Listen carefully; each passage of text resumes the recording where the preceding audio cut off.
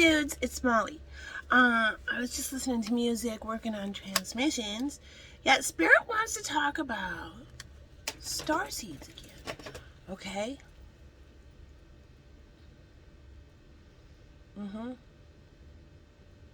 Okay. Spirit wants me to explain how, what's the deal with like alien life, with portals, with all that kind of stuff? Like, what is the deal? What's going on right now with the humans? All right, so this is the download that I got. I'm just gonna pop some cards while I'm talking to you.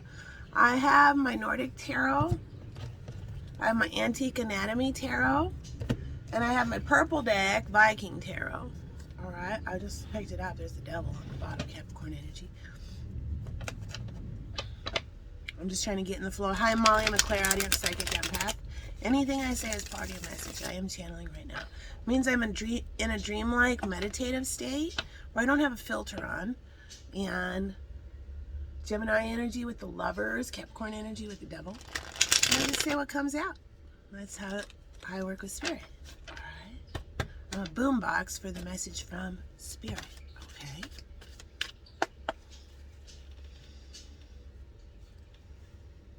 I just heard chastity, brown. I heard chastity and then brown. Okay. I hear chariots of fire. I hear the chancellor. I hear crumbled in rebellion. I hear that head got cut off the snake. She completed the mission. All right.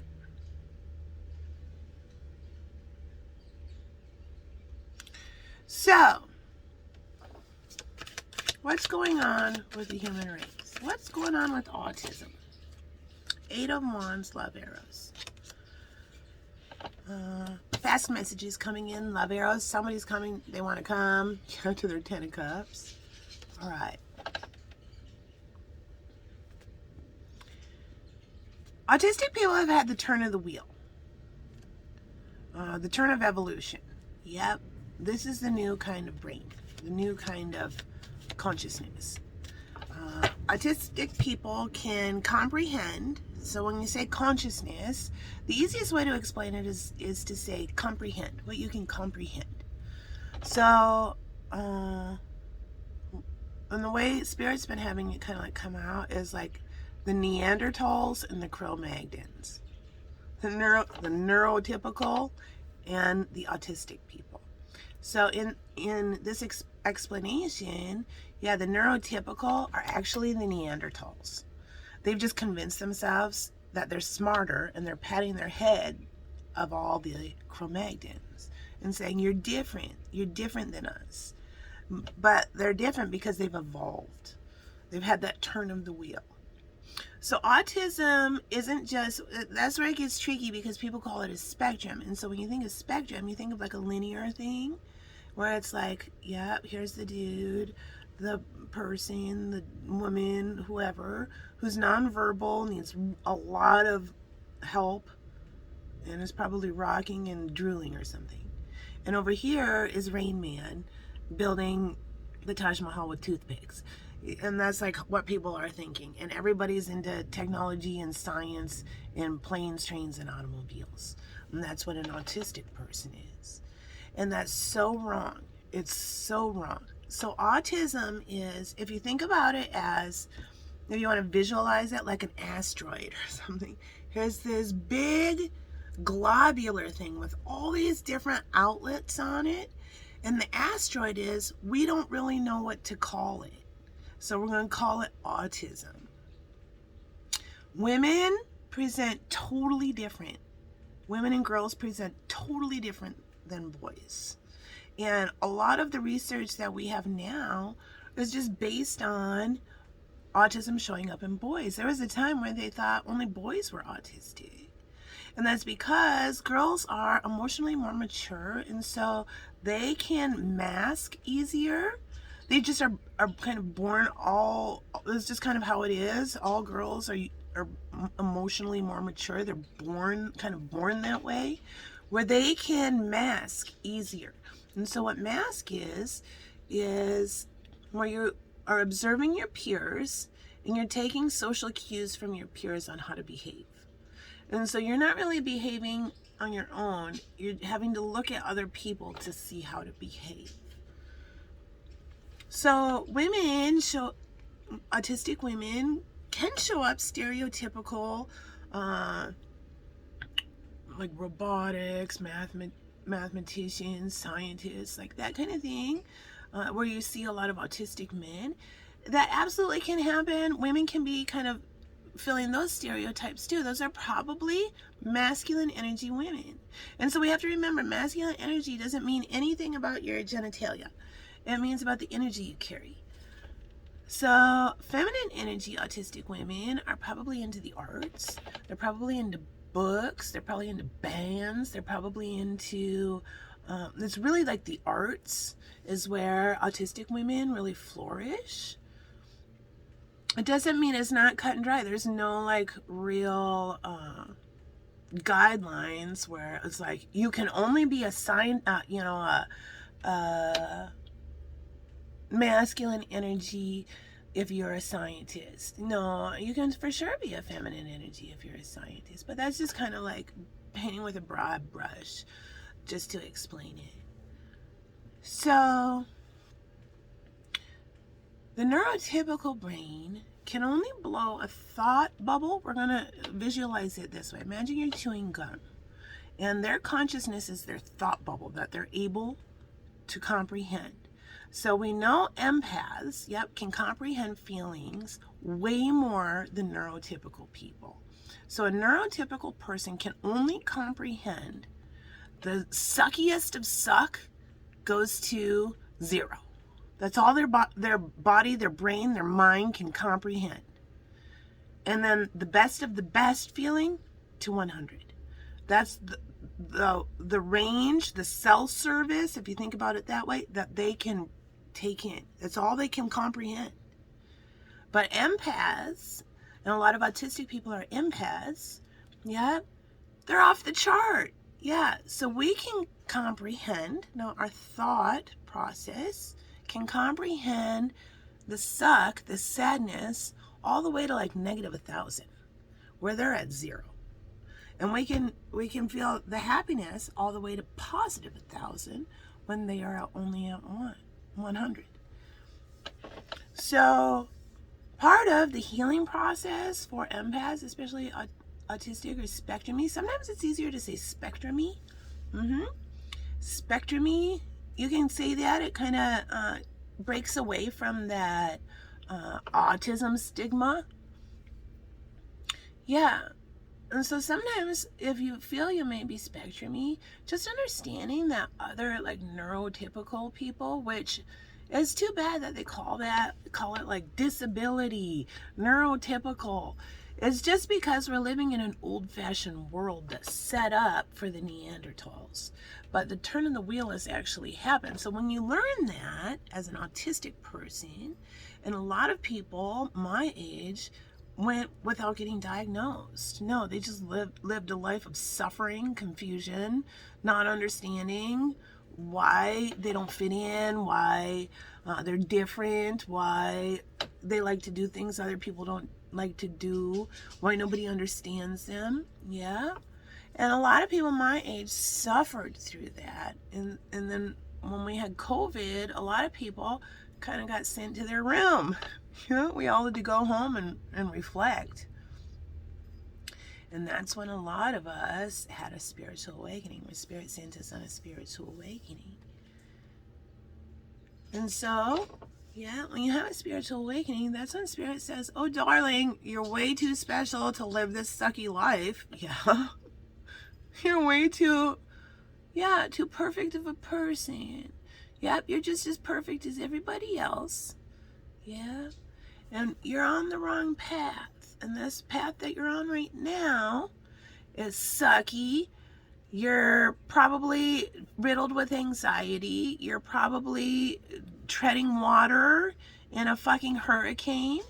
And so Spirit takes you by the scruff of your neck, and pulls you back.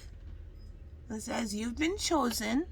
And a spiritual awakening isn't something that you just get to like decide you're going to go on. No, this is an actual thing that happens. It's an actual event that happens to a person, the awakening process. Yep. And Spirit will send you on a spiritual awakening. And what is happening is your whole paradigm is shifting. And so it may start with if you feel you may be spectrum-y, it may start with just realizing that here's friendship coming in with the 3 of Cups, realizing that you're spectrum-y. And so when that happens, usually you have a tower, and a tower is a major epiphany, a major thing, a major change. So in tarot, a tower is a major arcana, and a major arcana means a major life altering thing. Like it's a major thing that's affecting your life. It's like a specific life moment, whereas the minor arcana is like an everyday type thing. So you have a tower, and you're like, shame, no, I'm autistic, what? Oh, yeah. But then while you're laying there, all the plinko starts, the cogs and wheels start, and you're like, wait a minute. Your heart brings you up. Yeah, wait a minute. It all makes sense. And then also, yeah, I feel better. Yeah, the more I learn, yeah, because knowledge is the key to freedom. So the more you learn about autism, yeah, from people who, now here's the problem. So let's remember the neurotypical people, they can only blow thought bubbles. Think about blowing gum, this big. And here's their thought bubble. If you're spectrum-y and you get sent on awakening, your consciousness, your ability to understand goes from this to, yeah, you got a fucking yoga ball on your face now. Yeah.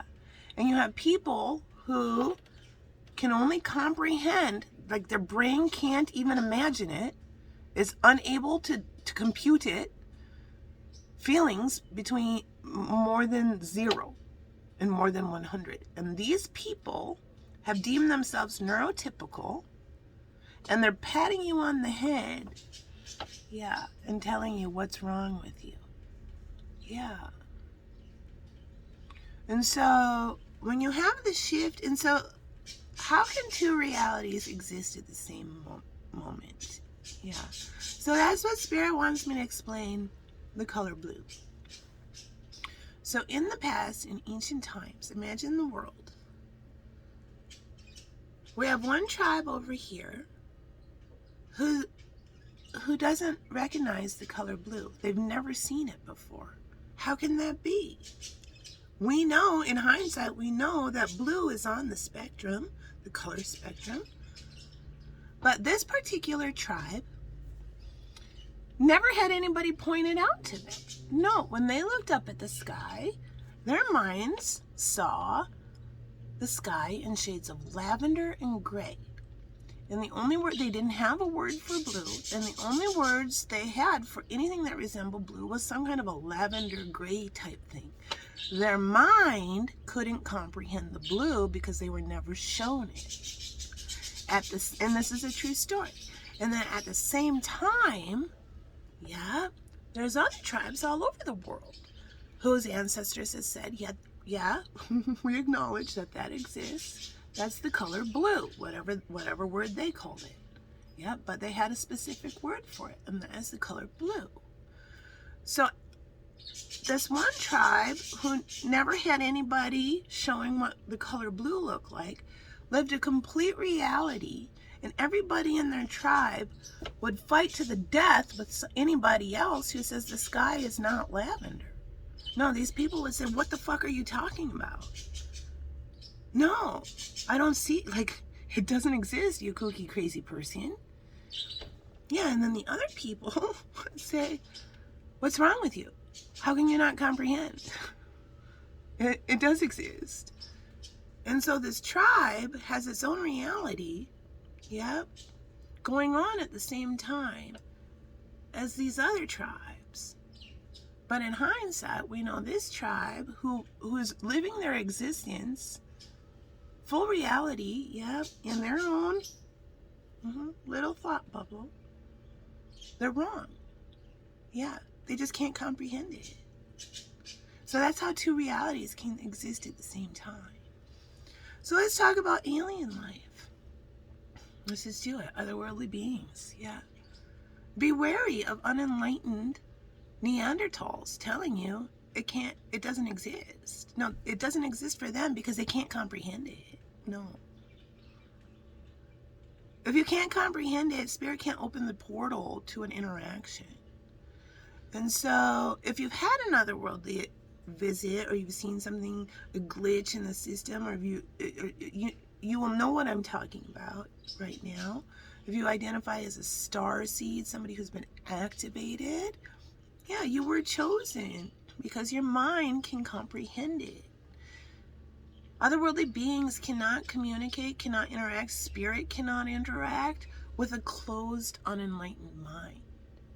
And so that's why, yeah, we may have otherworldly beings around, all around us. Some people just can't see them and other people can. We might have, yeah, magical spirit. I can commune with spirit. Spirit works with me all the time because I fully surrendered. I went in, yeah, I was like a monk in a monastery. I went away in my bedroom. Yeah, I came out when it was time to feed my kids and when they get home from school. But for 3 years, all I did was work on spiritual things and learning about narcissism abuse, learning about empaths, and really did serious, like a monk would in a monastery, soul work to be a spiritual martial artist. Now, I'm campy and jokey with what I do because my divine purpose is to help the divine masculine energy heal. So a lot, and divine feminine, but the majority of it is the divine masculine. So yeah, I'm their like galactic little sister, their mother, their girlfriend, yeah, their sister, their older sister, their younger sister. Yeah, because all these super empath divine masculines who may be spectrum-y, who may need help on learning how to love. Yeah. They got steamrolled by a lizard lady narcissist.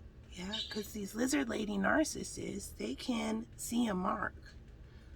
Yeah, they can see you. They can fill you out. And they'll take advantage of you. They put binding contracts on you. Yeah, they'll try to put spells on you. They'll try to get pregnant from you. They'll try to do whatever they can to connect themselves to you. Energy vampires suck. Yeah. And Spirit said enough. Yeah. We've had divine masculines commit suicide. We've had divine masculines really in trouble. We've had divine masculines who've been self-soothing through alcohol and drugs because they're so miserable. Yeah. So Spirit sent me in to wake everybody up and remind them who the fuck they are. So that's my divine purpose. But I am a galactic professor. So just because I'm campy, I'm a teacher of the space cadets. We have limbo with the hanged man, Pisces energy. It doesn't mean I'm a flake. No. It means I'm highly intelligent, so much that Spirit is allowing me to heal the child within and the teenager within. So that's what we do when you tune into me. Because I'll deliver some healing information for the adult in us about narcissist abuse and all that. But then, yeah, I get silly, keep it a little hood classy. Yeah. Because we're playing with our child, our inner child, and our teenager within. So you can open your heart chakra. You have to love the child and the teenager within before you can love the adult. And that's where a lot of us are stuck. Because we had some traumas, some things that happened, which prevented us from finding the Ace of Cups. And that's the Holy Grail. The Ace of Cups is self-love. And even the idea of that sometimes for empaths to love yourself sounds really stuck up. Yeah, that's how conditioned we are to just stand down and let other people take advantage of us, treat us horribly. So what spirit does is they put you in a hangman position. Yep, you go through a spiritual awakening. So you may have retreated. You may have gone into a hermit shell crab. You may have like a hermit crab shell. You may have just done some deep introspecting. You may have been stuck in a dark night. And spirit does that if you see this, yeah. So what the hangman position is where spirit takes you and hangs you by your foot. So you see everything upside down now. You see it from a completely different perspective. And so what Spirit's saying is, we've removed a veil from you. Yeah, we're having the paradigm shift for you. Because you need to find self-love. You need to realize you are actually more advanced than you think you are.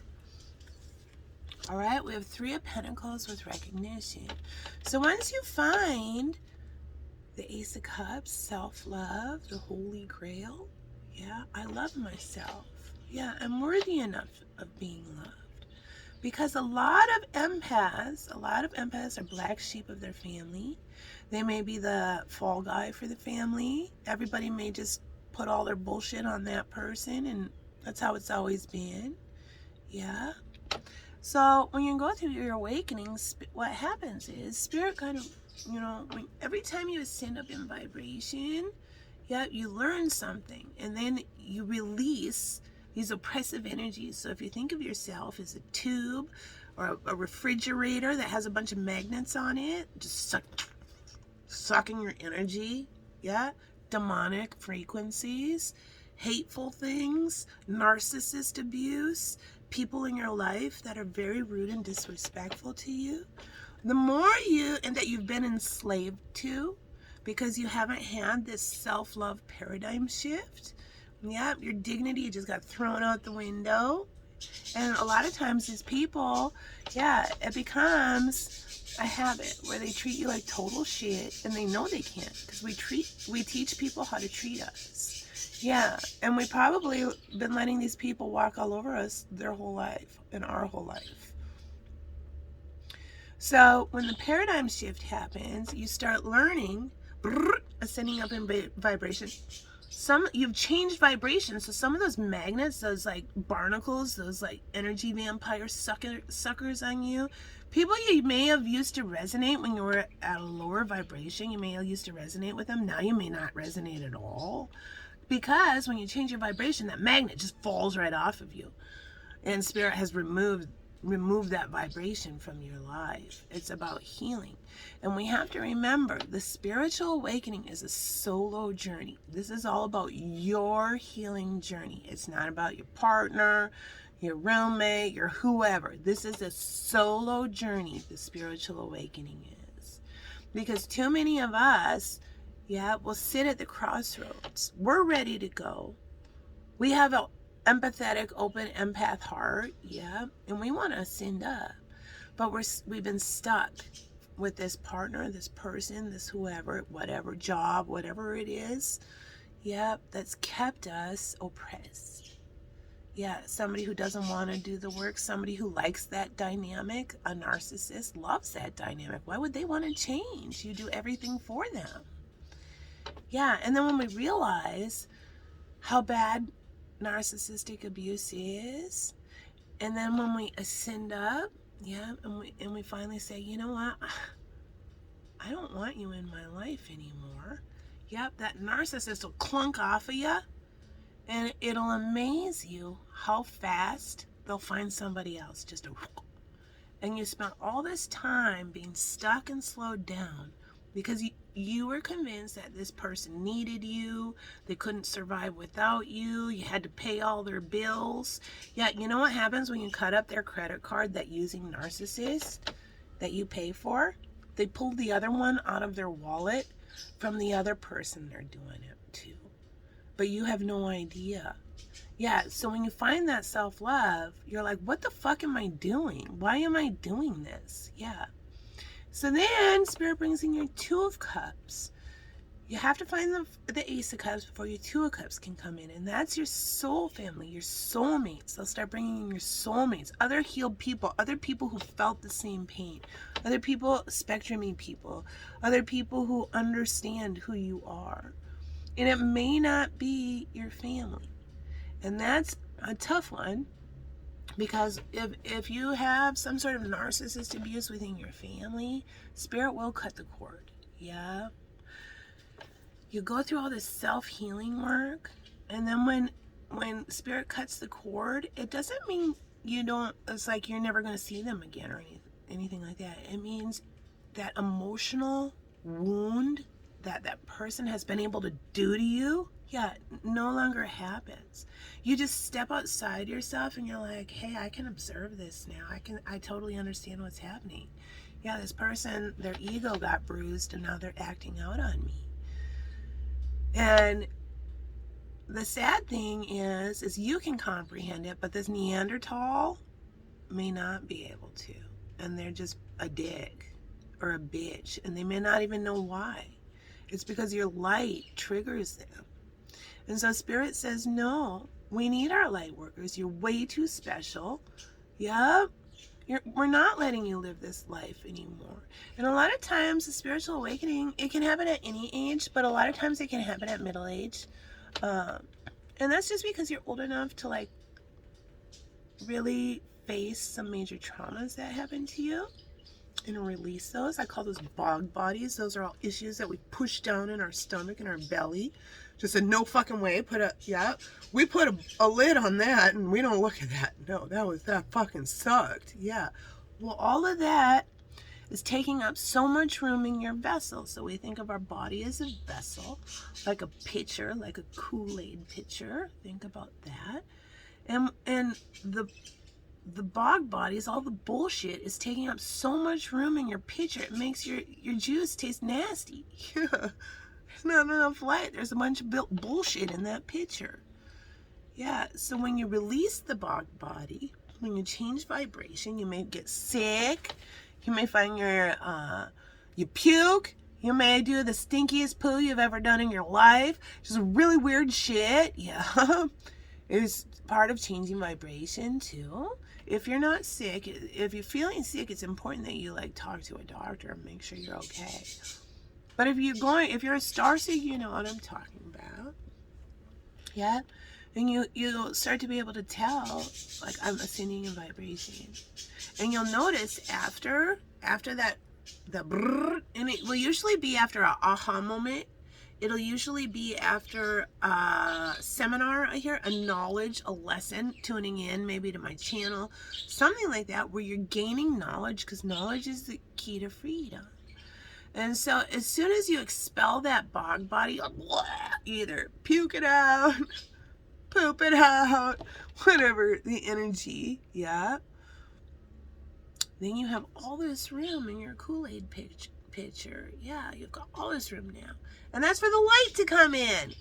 Now that shit tastes good. Yeah. And once you start doing the work, you guys, and start like really concentrating on your solo journey, yeah, and really concentrate on yourself, because a lot of times empaths, we have a really hard time just like putting ourselves first. As we're always like bottom of the barrel, yeah, everybody else before us. And so once you understand that you have to, even with your children, people think it's so admirable to say, I'm living for my children first. That's not admirable. No, because you can't be the best person, the best version of yourself for your children if you're not living for yourself first. And that doesn't mean to be selfish. It means to acknowledge that you're worthy of love. Because if you can't love yourself, you can't love your children the proper way. If you don't love yourself, you're going to be super codependent on your children. You're going to have unexpected like achievements you want them to do. If they succeed, you feel good. If they don't, you feel bad. You treat your children as extensions of you, and your children are not extensions of you. No, they're little roommates that you live with. They're their own people. Yeah. So Spirit might be bringing in a master and apprentice relationship with somebody, yeah, who knows what you've been through. And so the spiritual master and apprentice relationship, yeah, we have temperance with harmony. An earth angel may be sentient. Temperance is an earth angel. All right. Temperance usually has the iconography. All right. The imagery of temperance is usually the 2 cups, the soulmates. Yeah.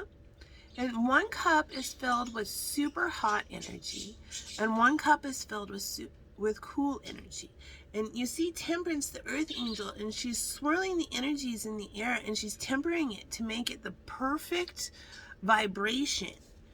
Yeah, to bring in your soulmate, your 2 cups. So we were just talking about that. So Spirit has, and this is Sagittarius energy, Temperance. So Sagittarius energy is very magical, healing, fun energy. Yeah, I hear bohemian. Yeah, I hear fast ducky with a big bow is Sagittarius energy.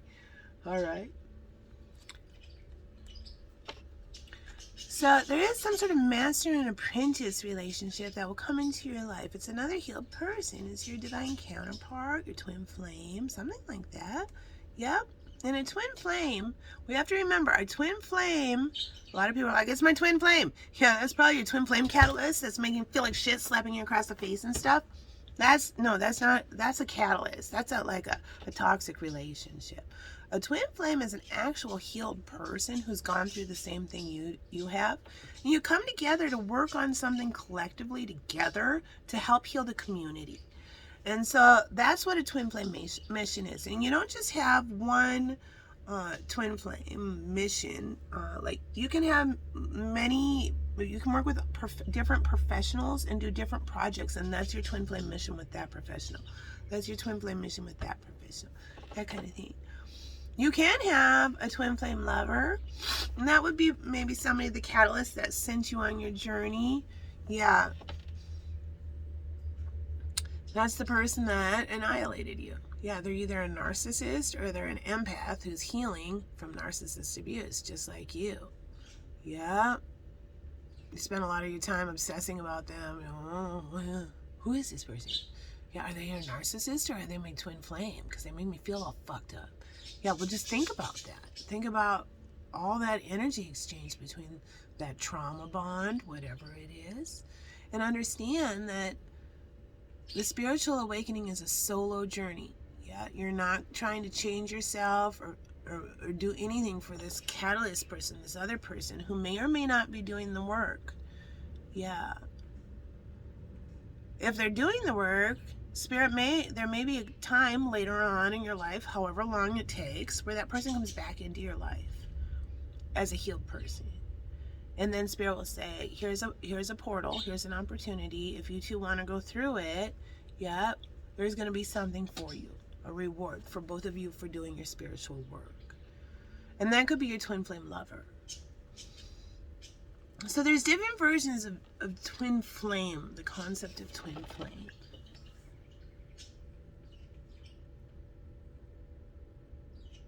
So if you do identify as autistic, yeah, or spectrum-y, it's important that you don't feel like you're like a second-class citizen. And it's important that you understand some of these people who are patting you on the head and misclassifying you and throwing you in with different kind of mental health. We have the 7 of Blades, yeah.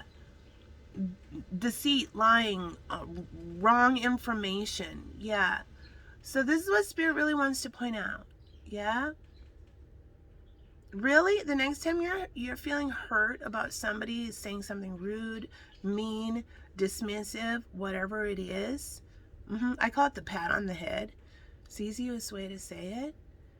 Spirit's asking you to think, this is a Neanderthal, tall or thal, however you want to say it, that literally cannot understand that you're more expanded than they are in your consciousness. And then it stops hurting. And then you're like, oh, you little poor Neanderthal. Yeah. All right. A lot of times when you expand in vibration, I just saw orb, your vibration, Yeah, these people who choose not to do the work. All right. We have the Six of Rods. Here comes a hot chip person, a victorious person. All right. Golfing might mean something. Here, I'm out of the sand trap. All right. I hear Captain Claus. Captain Claus. All right. We have the battle-weary warrior. A baseball bat might mean something. Q-tips might mean something. So we have to remember that right now is just a weird time in history. If you have a spectrumy kid and you've never really thought about it, there's a good chance you might be spectrumy too. Yeah, there is. Yeah, and once you realize there really isn't shame in it, no, it's actually kind of a cool thing, a delightful thing. Yeah, and you're living in a world that's has a bunch of neurotypical Neanderthals saying you're not as advanced as they are. You have a disability. But it's really the other way around. And once you understand that, all the kind of shame, like your self-love heals so fast. And once you start doing the work, and doing the work means learning about yourself, learning how to love yourself, learning about what an empath is, what autism truly is, learning how to leave the Neanderthals just kind of behind and not let it affect you so much. And it's really is so fast. Once you have the proper teacher, the dolphin friend who speaks the same language, explain to you what's going on, and you say to yourself, okay, like even people even pat me on the head and say, oh, you're so creative. Yeah. Bitch, you're living a old-fashioned telephone story, the abridged version of the Bible. Yeah. And you're patting me on the head? Like, you're like living under dogmatic oppression. Wait, what? Yeah. So the minute you just gain sovereignty here of your own mind is the minute you get freedom. A lot of people may have been raised with religion in their life. Yeah. And so part of the dark night is realizing, yeah, everything I believed, my whole reality, yeah, was based on like a story, a book, a manual that my parents put in my baby bassinet. And it was the wrong manual for my vessel. Yeah. It left me oppressed. It left me sad. It left me misunderstood. It may have gotten me abused. Something like that. And my parents may not have, the collective my parents may not have known any better because they did what their parents do. Yeah.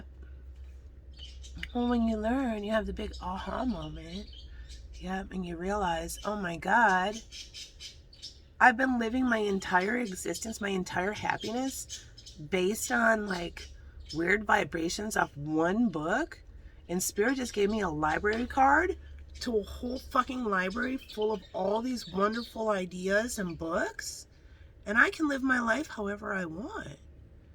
That's so healing when that happens, but it's also scary and it's also sad because a lot of times your religion, something that you've found comfort in, every religion has good things to it. Every religion has beautiful ceremonies and wonderful things that fill their worshippers' souls with good feelings. Yeah, and every religion has some really shitty things too.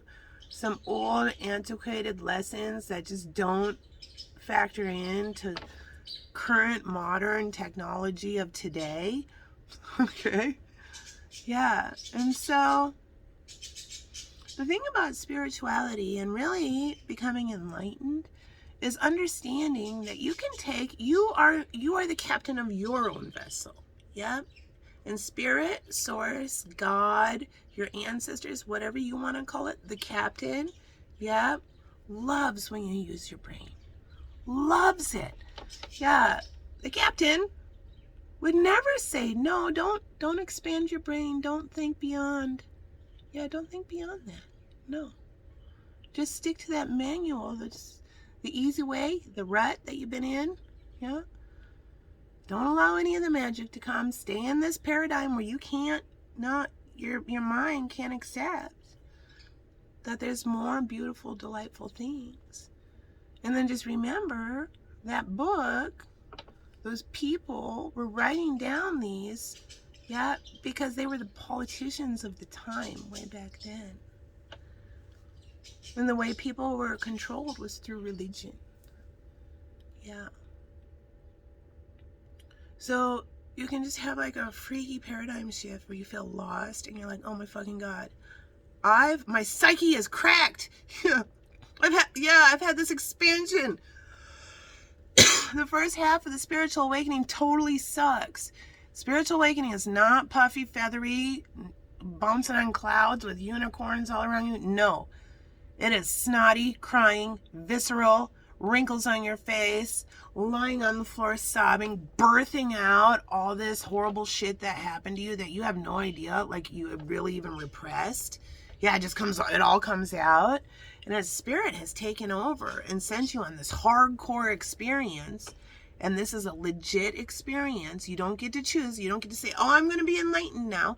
I'm going to go through an awakening now. No, this is something that happens to you.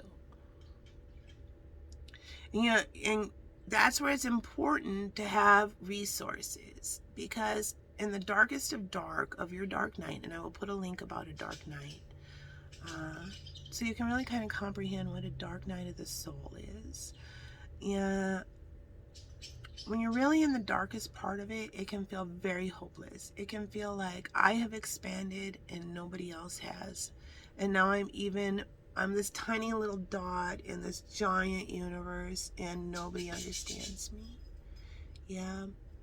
And there's a tricky time, yeah, where you could feel suicidal, you could feel sad, you could feel ostracized, you could feel so alone. And that's where it's important to understand that the spiritual awakening is like a super ball slam. And that's when you, think of whipping a super ball as hard as you can down on the ground when you're a kid. Boom. Yep. Well, we know, think of a rubber ball. When it gets slammed down so hard, there comes a point where that ball just squishes so much it's flat. It's just a flat circle. Yep. And that's where the darkest of dark night is. And if you can get through the dark night by finding a soul tribe or a channel or a guide, it's very important to find a guide, somebody that you trust, all of the people that have found my channel have found me organically to this date. I haven't really done any sort of advertising or anything. Spirit will filter you in, and then all of a sudden you'll be like, I never thought about this before, and now I can't get enough of it. Yeah, because it's part of your alchemy. Yeah, so Spirit's healing you. And then you guys, when you find, your soul family, your soul tribe, then you can really manifest. And what manifesting means is creating something, bringing it to fruition, bringing it from the 5D down to the 3D. So we live on the 3D planet, like on planet Earth. That's like the 3D. The 4D, here's how I explain it. The 4D is after you've had your awakening in the paradigm shift. Yep. Now you see things differently. When you have surrendered to spirit and you have the paradigm shift, now you're seeing the color blue. And you may not have ever seen the color blue before, and it blows your fucking mind. And every time you go outside, you see this brilliant color blue, or you see the leaves twinkling at you, or you feel the breeze in your face. You hear a very profound song, poem that just makes your soul sing. You may weep. Yeah, it's your emotions getting turned back on. And Spirit is aligning your chakras and your chakra system to make you start feeling again.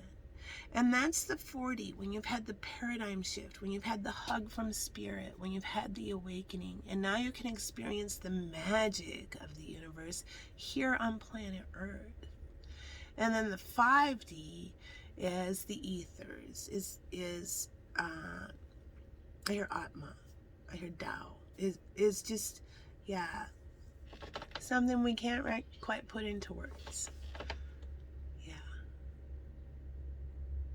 I think that touches on everything.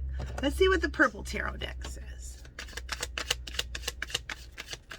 So you got to stay strong, and maybe a solo journey. Yep. So when you are at the flattest of flat on your Super Bowl, yep, Cancer energy coming in with the Chariot. Yep. Somebody's been, okay. Somebody got stuck. They were thinking real hard about woulda, shoulda, couldas. Yeah, the past. Just stuck in their rut of before. That they completely missed this soulmate that was there. All they had to do was turn around.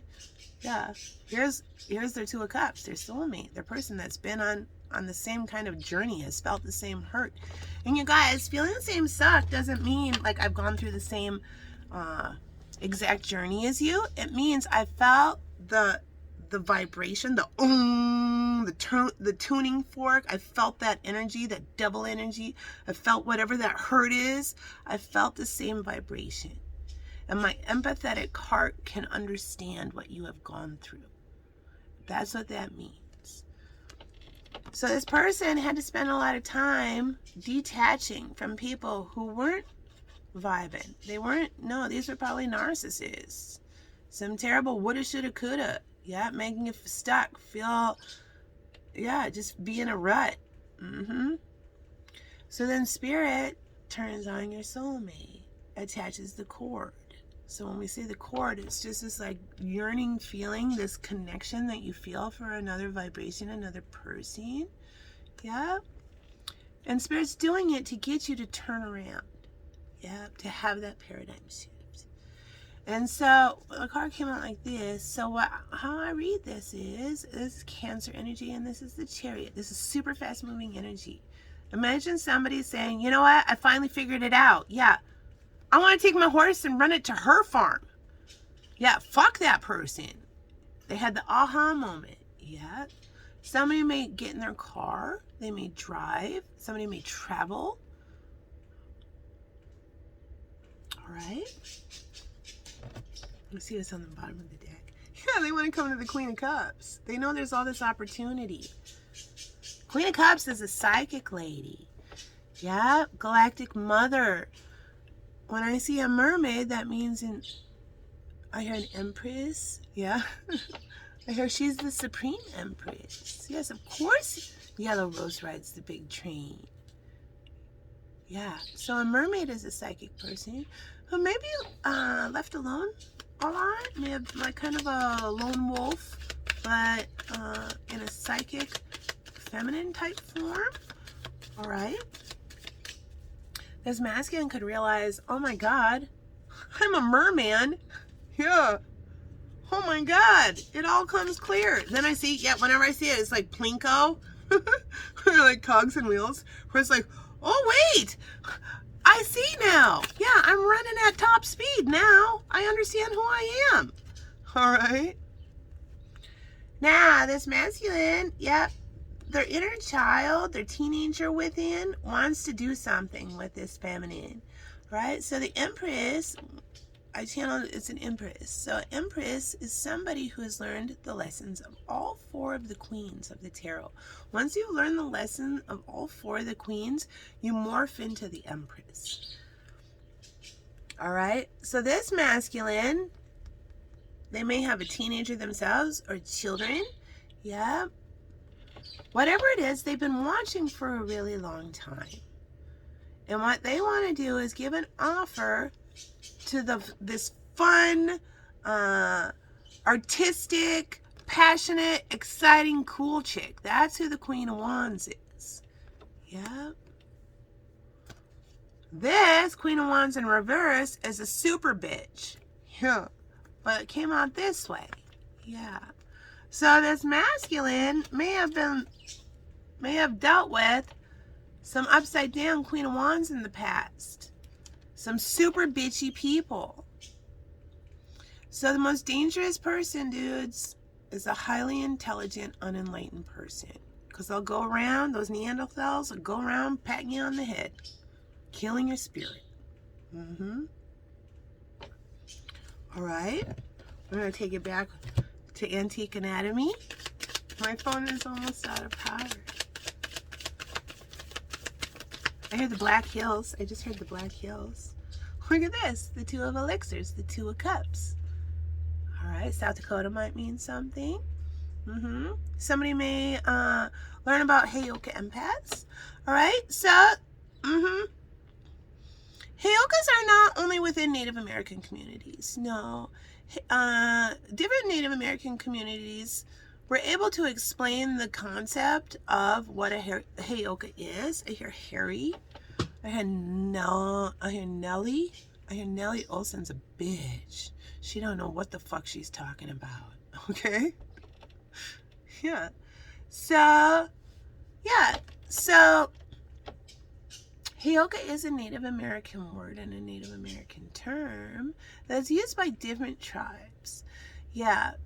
But it's not just Native American people who are Heyokas. No.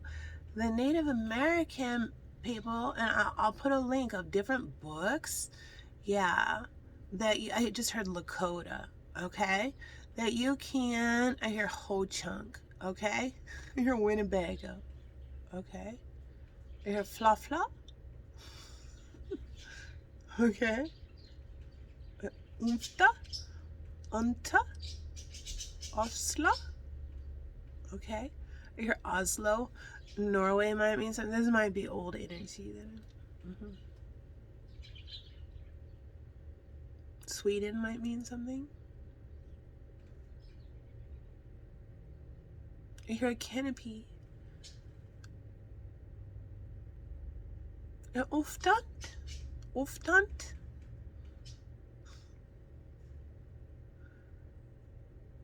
Okay, that could be somebody's guide. So, you guys, when I'm channeling, you have to think of me as I'm like a boombox. In spirit, I can feel it. Spirit, it's like, okay, it's time for your divine purpose. We've sent you on this awakening. You went into your room. You graduated from your monkhood. You're ascending super high. You're super fucking psychic. Yeah, we're turning you on. Yeah, that's the reason I got activated. That's the reason all you guys, if you identify as a starseed and getting activated, it's not to fucking fill your bank account and sit on your hoard and not help anybody. No, just take a bunch of pictures of yourselves and shit. No, it's actually to do galactic divine work. Alright? Yarrow, Love Tonic, Fitzpatrick might mean something. A fine Scottish person. Alright, I hear the Celts. Alright.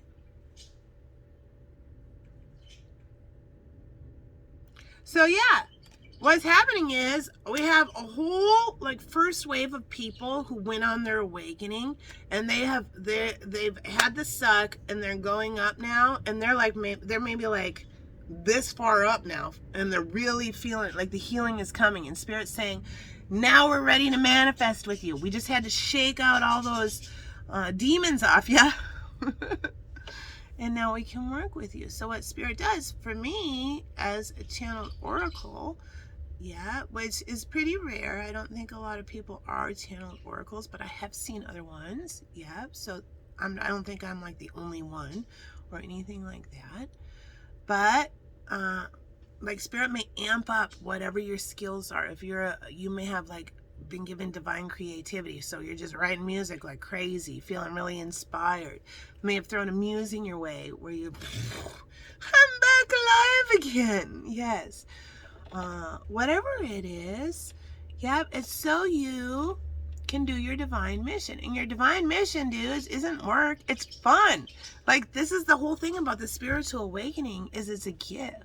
It is. If you can get through the suck and make it through the suck and expel all those demons and have the paradigm shift, try to tune in and really work on your spiritual mental health, the filling back up with the light feels so good. And then you're a different person.